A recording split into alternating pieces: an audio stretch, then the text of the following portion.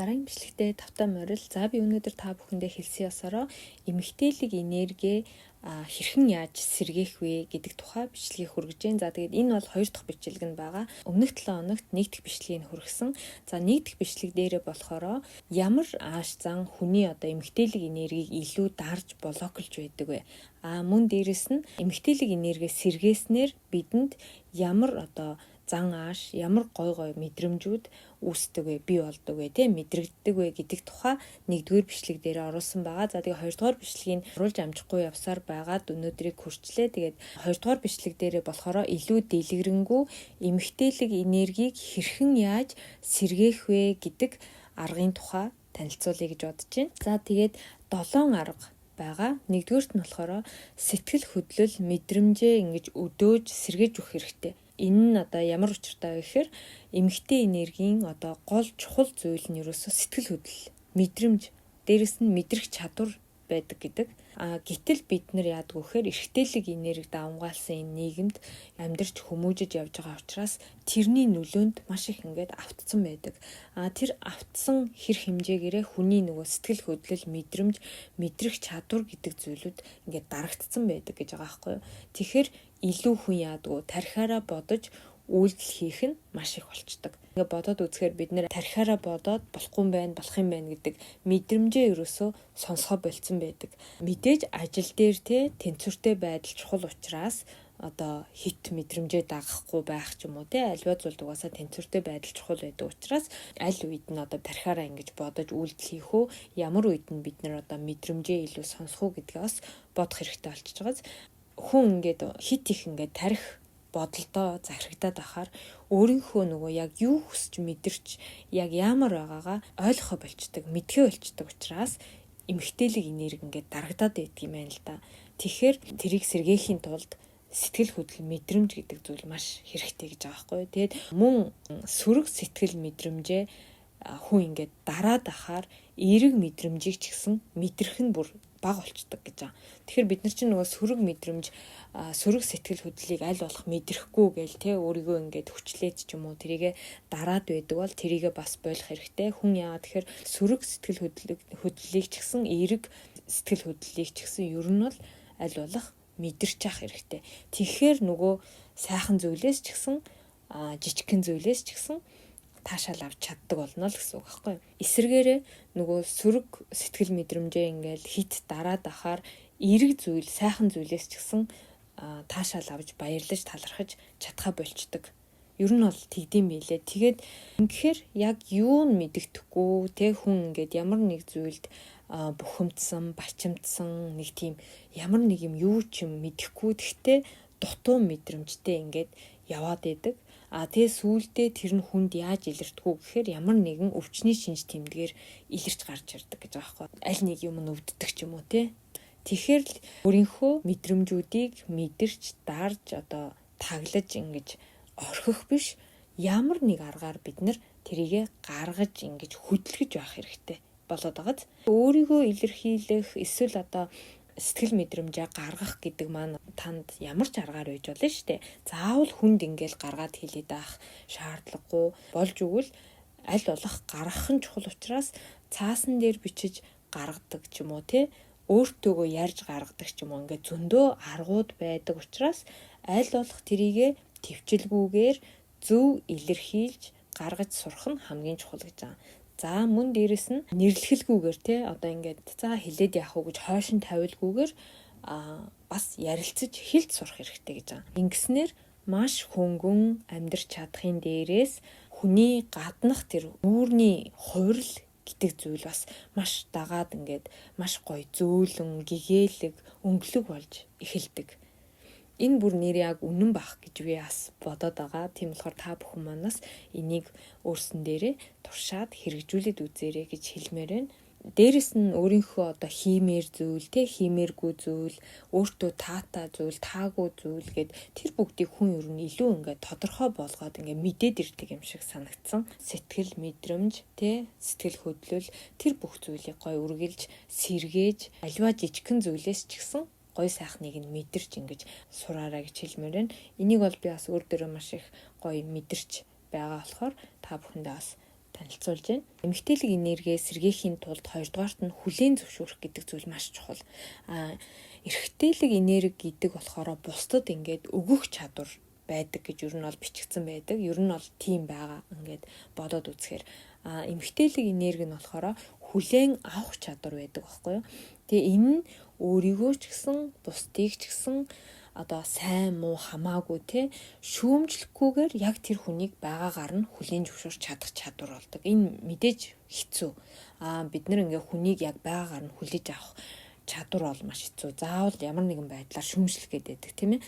Жишээ нь таагүй зүйл болоод те хэцүү гонигтай ингээ сэтгэл төрөөд сэтгэлээр унсан ч гэсэн өөрийгөө ингээд үгүйсгэлгүйгээр яг тэр байгаагаар нь өөрийгөө одоо ингэдэг штэ бид нар нэг хэцүү байгаад байна, мяа байгаад байна, би чадахгүй байна гэл ингэнгүүтээ өөрлөгөө маш их ингээл шүүмжтэй хандаад байдаг те. Тихгүйгээр яг тэр өөрийгөө муу байхад нь ч гэсэн сайн байхад нь ч гэсэн ер нь тэр бүгдийгээ хүлээн зөвшөөрч чаддаг болох бол хамгийн бэст арга. Бусдад ч гэсэн яг адилхан бухимдахгүйгээр хүлээж авах тийм сэтгэл зүй бий болчдөг байхгүй юу? Мэдээж бид нар бусдад ч гэсэн ингээл уур хөрөх, бухимдах юм гарч ирдэг штэ. Тэр үед яаж бодох вэ гэхээр одоо аргагүй, тэглгүй яах вэ гэдэг юм уу нэг тийм одоо хүлээн зөвшөөрсөн, ойлгосон байдлаар ингээд бодож үзэх. Дээрэс нь өөрийгөө ч гэсэн хичээж байгаа шүү дээ нэрээ ингэлгүй яах вэ үнэхээр бухимдж байгаа үстэй те гэдэг ч юм уу ингээд нэг тийм ярилцах чадвар. Эдгээрийг ингээд бүр өөртөөгөө хийгээд ингээд сурчих юм бол бусдыг ч гэсэн яг байгаагаар нь хүлээн зөвшөөрөөд сурчна. Хүн өөрийгөө хэр их одоо хүлээн зөвшөөрч чадна, бусдыг ч гэсэн тэр чинээгээрээ хүлээн зөвшөөрч чаддаг болох учраас тэрийгэ дагаад хүний сэтгэл юмд ингээд нэг тийм бухимдахгүй болоод ирнэ. Одоо хүний ямар нэгэн буруу зуршил те ямар нэгэн одоо таалагдахгүй зан ааш юу гэдгийг бүх зүйл дээр ерөөсөө те. Тэгээ бас нэг юм байна. Хүн ерөөсөө магтуулах үедээ ч юм уу хүнээс ямар нэг юм ингээд хүлээж авах үедээ ингээд зүгээр байгаагаараа за баярлалаа гэд хүлээгээд авч сурах хэрэгтэй юм билээ. Үгч байсан те бусдын үгч байсан, бэлэгч байсан хүнээс өгч байгаа тэр гоё зүйлийг баярлалаа гэд авч сурах хэрэгтэй. Энэ ч гэсэн бас дагаад хүний тэр нөгөө эмэгтэйлэг энерги гэдэг зүйл нөгөө авах гээд байгаа шүү дээ. Түрүү хэлсэн те хүлээн авах чадвар гэдэг тэр зүйлийг ч гэсэн ингээд сэргээж өгч идэг. Шунал гэдэг зүйлтэй бас энэ жоохон өөр ойлголт байгаа шүү тийм ээ. Тэгээд бусад хүн одоо чамд ингээд зөвлөж, тусалж, дэмжиж өгдөг тийм зөндөө зүйлүүд байдаг шүү дээ. Тэр үед ч гэсэн чин сэтгэлээсээ хүн баярлалаа гэж хэлж сурах юм бол тэрийг дагаад ч гэсэн илүү олон зүйлүүд бас орж ирэх байхгүй юу? Ер нь баярлалаа гэж хэлж чаддаггүй алавтай юм шиг хандах юм бол бас л өөрийнхөө тэр нөгөө эмэгтэйлэг энергийг хааж дарж ийна л гэсэн үг. Ингэж хүлээн авах одоо эмэгтэйлэг энергийн хүчээр танд өгч зориулж байгаа хүмүүс ингээд хэрэг болж чадлаа гэсэн тэр гоё мэдрэмжээр дүүрэн болдог. Гол нь нөгөө хүн маань тий баярлалаа гэж авснаар. Тэгээд эрэгтэйлэг энерги нь угаасаа давмгаа тийм бие даасан эмэгтэйчүүд бусдад ямар нэг юм хийж өгөхгүй бол болохгүй юм гэсэн тийм одоо бодол их байдаг гэж байгаа байхгүй юу. Надад ч гэсэн ер нь бол олон жилийн өмнө одоо 4-5 жилийн өмнө гэдэг юм уу ер нь бол тийм бас зүйл их байсан. Ямар нэг юм ингээл хүнд хийж өгөхгүй л болохгүй юм шиг тий хийж өөх тий авах гэхээсээ илүү өхийг маш их ингэж боддог. Гэхдээ мэдээж одоо ч гэсэн эмэгтэйлэг энерги гэдгээрээ одоо юу гэдгийг энэ ойлголтоор ингээд хүнд өгөхө болчихно гэж байгаа юм биш. Хүнээс ирж байгаа ямиг зүгээр ингээд маш гоё хүлээгээд аваад баярлалаа гэж хэлээ чин сэтгэлээсээ талархаж сурна гэдэг бас нэг талаараа маш том гоё чадвар шүү. Тэгэхээр энэ эмэгтэйлэг энергийн гоё хүлээн авах чадварыг дээрэс нь хүлээн зөвшөөрөх чадварыг бас өөрсөндөө суулгах юм бол зүгээрээ гэдэг ийм зүйл байгаа. Хүн чамд ингээд зориулж байгаа зүйлийг баярлалаа гэд авч сурах нь нөгөө хүнд сэтгэл ханамжийг бий болгож өгж байгаа гэдгээрээ нөгөө хүнийхээ сэтгэл зүйч гэсэн гоё болгож байгаа байхгүй юу. Үгээ зүгээрээ гэд ч юм уу тий ингээд үгүйсгэн гэдэг чинь нөгөө хүндээ бас ямар нэгэн байдлаар сэтгэл ханамжийг нь бууруулж байдаг зүйл болчихж байгаа. За тэгээд нөгөө өөрөө хий чинь өөрөө болгочихно гэдэг нь тэр хатуу зан байдал тий тэр зүйлээ одоо дээрэс нь хүнээс юм авч сураагүй нөгөө нэрлэхүү байдлаа бүгдээрээ аль болох болох нь штэ тий. Тэр бүгд маань л ерөөсөө эмэгтэйлэг энергийг бас дарж блоклж байдаг гэдгийг хамгийн гол нь ойлгох хэрэгтэй болов уу гэж бодож байна. За тэгээ 3 дугаарт нь болохоор 5 мэдрэхүүгээ бүрэн дүүрэн ажилуулж чаддаг байх хэрэгтэй. Одоо үнэрлэх, харах, сонсох, амтлах, хүрэх гэдэг ийм мэдрэмжүүд байгаа тийм. Энэ 5 мэдрэхүүгээ хүн сайн мэдэрч ажилуулж чадсанаар сэтгэл хөдлөлөө илүү их мэддэг гэх юм уу? Тийм болчдөг юм шиг байгаа. Одоо хүн бүрийн хувьд яг тэр чадварууд, мэдрэмжүүд баг зэрэг өөр байх л да. Байгаль, уул ус харж сэтгэл нь хөдөлдөг нэг хүн байхад уран зураг, музей дотор орж харж ингэж сэтгэл нь хөдөлдөг ч юм уу тий. Гэхдээ энэ бол ерөөсөө аль нь ч хамаагүй гол нь одоо өөрийнхөө сэтгэлийг хөдөлгөх тэр зүйлээ хийх тийм процесс гэж байгаа. Өөрийнхөө биеийн мэдрэхүүг ашиглангаа юу гэдгийг сэтгэлээ баясгаж дээрэс нь сэтгэл баяснаа гэдэг чинь хүний одоо дотоод тэр мөн чанар бүх юм ингэж зөөлрч ирж идэг гэж байгаа байхгүй. Тэгэхээр эмэгтэйлэг энерги маань илүү нээгдэж сэргэж өгч идэг. За тэгээд тэгэхээр бид нар яалчгүй л юу гэдгийг тархиараа бодох гээд байдаг гэдэг талтай учраас эмэгтэйлэг энергийн нөгөө мэдрэхүү гэдэг зүйлээр тэр тархиараа бодох зүйлээ тэнцвэртэй байлгаж өгөх ийм гол процесс байгаа байхгүй юу. Тэгэхээр та бүхэн маань гоё цэцэг үнэрлэж сэргээдэг ч юм уу тий, гоё юм харж баясаж одоо яадын сонсож амталж гоё хоол идэж ерөөсөө ямар ч аргаар байсан өөрийнхөө 5 мэдрэхүүг л маш гоё хөдөлгөж сэргээж өгөх хэрэгтэй гэдгийг 3 дугаарт нь хэлмээр байна. За тэгээд 4 дугаарт нь болохоор найдах, хүнд найдаж болно, мөн эрхлэх, итгэх гэдэг зүйлүүдийг өөртөө маш гоё одоо эзэмшиж сурах хэрэгтэй гэсэн.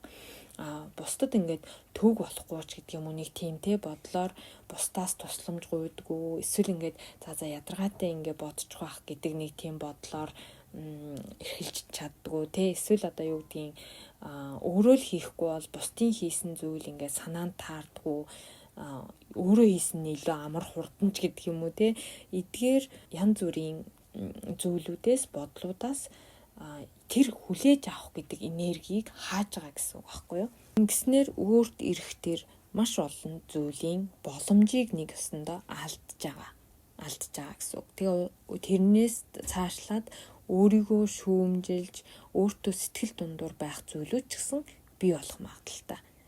Тийм учраас бусдад ингээд итгэж чаддаг. Аливаа зүйлийг ингээд хариуцуулж өгч чаддаг гэдэг бол ерөөсөө маш том чадвар. Дээрэс нь өөрт бас илүү амар байдаг зүйл байгаа байхгүй юу?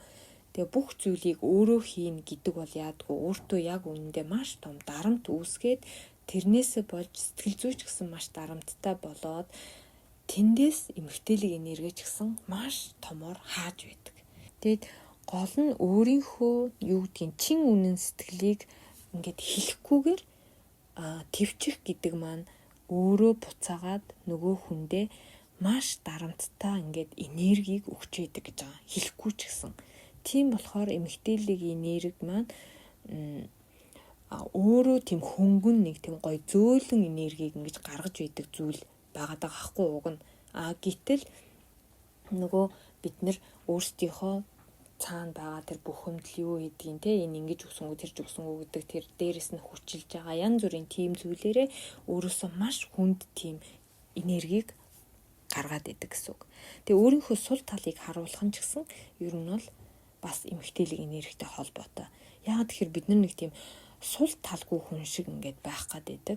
Гэхдээ сул талаа харуулах нь ч гэсэн бас эмэгтэйлэг энергийг сэргээж өгч идэг зүйл байгаа байхгүй юу. Тэгээ эрэгтэйлэг энерги өгөх гэд хэлсэн. Эмэгтэйлэг энерги хүлээж авах гэсэн энэ гол үйл явц байдаг учраас эмэгтэйлэг энерги сэргээх, нээхэд маш чухал зүйлийн нэг болж байгаа гэдгийг бас дахиад хэлье. За тэгээ 5 дугаарт нь болохоор өрөвч сэтгэлтэй бусдыг дэмждэг байх нь эмэгтэйлэг энергийг маш сайн сэргээж өгдөг бас нэг чухал зүйлийн нэг. Сэтгэл хөдлөлөө ингээ хаачихсан байх юм бол бусдыг өрөвдөж дэмжих гэдэг зүйл хэцүү болчдөг тий. Цаанаасаа одоо барагтаа гарахгүй байдаг гэсэн үг. Тэгэхээр бусдын аз жаргал сайхан зүйлд ингээд баярлж чадхаа болоод дотроо хаа нэгтээ ялагдах ч юм уу тийм мэдрэмж ингээл төрөөл атархаад байдаг болчих юм бол энэ нь ерөөсөө нөгөө эмгтээлийн энергийг маш их хааж идэг зүйл учраас аль болох өөрөө тэр бүгдийг ингээд ухамсарлаад бага багаар болох хэрэгтэй. Өөрөөр хэлбэл бусдын оронд өөрийгөө тавьж бодож чадхаа болдог учраас бусдын сайхан зүйлд баярлаж, баясаж, алга таашиж чадахгүй байгаа гэсэн үг байхгүй юу? Ингэснээрээ өөртөө ч бас сайхан зүйлийг татаж чаддгүй гэсэн энэ гол зүйлийг бас ойлгох хэрэгтэй.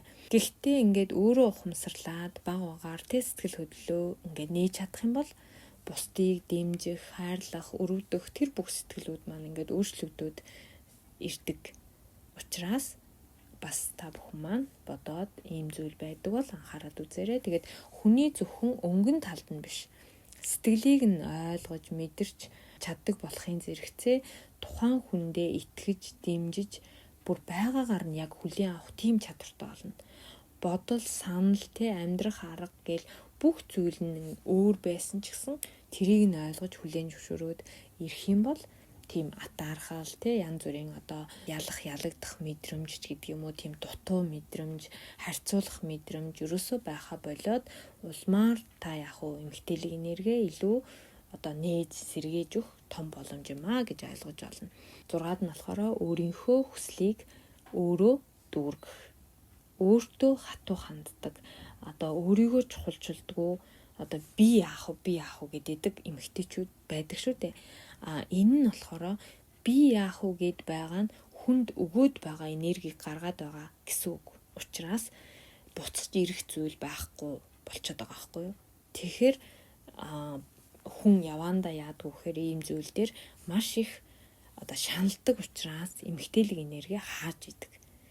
Мэдээж хүнд ингээ юм хийж өгжүүл хариу нэхгүй хийгээд идэг шүү дээ. Хариу нэгч хийхээр л ингээд шаналдаг учраас өөрийнхөө эмгтээлийн энергийг хааж идэг гэсэн үг. Тэгэхээр өөрийгөө тайвшруулж, эдгээж, тайтгаруулж сурнаа гэдэг бол маш чухал зүйл. Тэгээ мөн өөрийнхөө хиймээр зүйлийг хийж дуртай зүйлдээ цаг зав зориулдаг байх хэрэгтэй. Идмээр зүйлээ идчихдэг зүгээр л сайхан идчихдэг байх. Тэгээд ядраад амармаар байдаг бол сайхан амарчдаг байх. Тийм нэг өөрийнхөө хүслийг биелүүлж өгдөг тийм бас нэг өдөртөө ч юм уу тийм дүрмтэй байх хэрэгтэй. За тэгээд 7-д нь болохоор хамт байхад төвөгтөө тийм хүн хоорондын харилцааг хүн ингээд өөрөө таслаад зогсоочдөг байх хэрэгтэй гинэ. Ийм харилцаа бас хүний ингээд энергийг маш их гэмтээж идэг.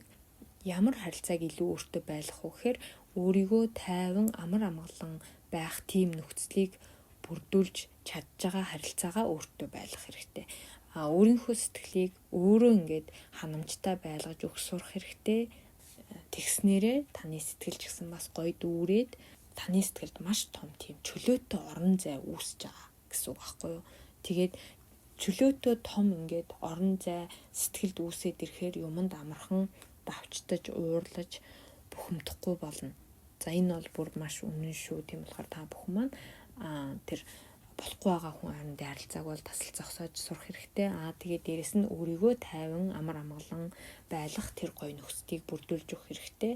Өөрийнхөө амар амгаланг бий болгоод сэтгэлээ дүүрэн байлгачдаг хүн бол сэтгэл зүйд нь маш том тийм орон зай үүсдэг учраас аливаа зүйлд амархан бухимдаж, амархан уурлаж давчдахгүй болчихно гэсэн үг. Тэгэхээр хүний эмгтээлийн энерги улам илүү сэргэж, нээгдэж өгч идэг гэсэн ийм зүйл байгаад байгаа. За тэгээд эдгээр 7 зүйлийг ойлгож, ухамсарлаж, өөртөөгөө ажиллаж чадах юм бол илүү ингээд эмгтээлийн энергээ сэргээж, улам илүү жаргалтай амьдралыг хөнгөн хүлээж амьдрах боломжтой гэж байгаа байхгүй. Тэгээд ерөнхийдөө эмгтээ, эрэгтэй хинч байсан хамаагүй өөрийнхөө дотор байгаа эмгтээлийн энерги, эрэгтэйлийн энергийг тэнцвэртэй авч явна гэдэг л маш чухал зүйл байгаад байгаа. Ингэж чадсанаар ажил, гэр бүл, хүн хоорондын харилцаа гээд бүх зүйл цаанаасаа гоё тийм голдролтой ороод сайхан болоод ирдэг гэсэн ийм гоё мэдээлэл байна. Тэгээд энийг бас үр дүрээ ч гэсэн би маш гоё мэдэрч явж байгаа учраас та бүхэнтэйгээ хуваалцъя гэж бодсон. За тэгээд өнөөдрийн бичлэг маань энэ хүрээд өндөрлөж байна. Дараагийнхаа бичлэгээр дахин уулзцгаая. Баярлалаа.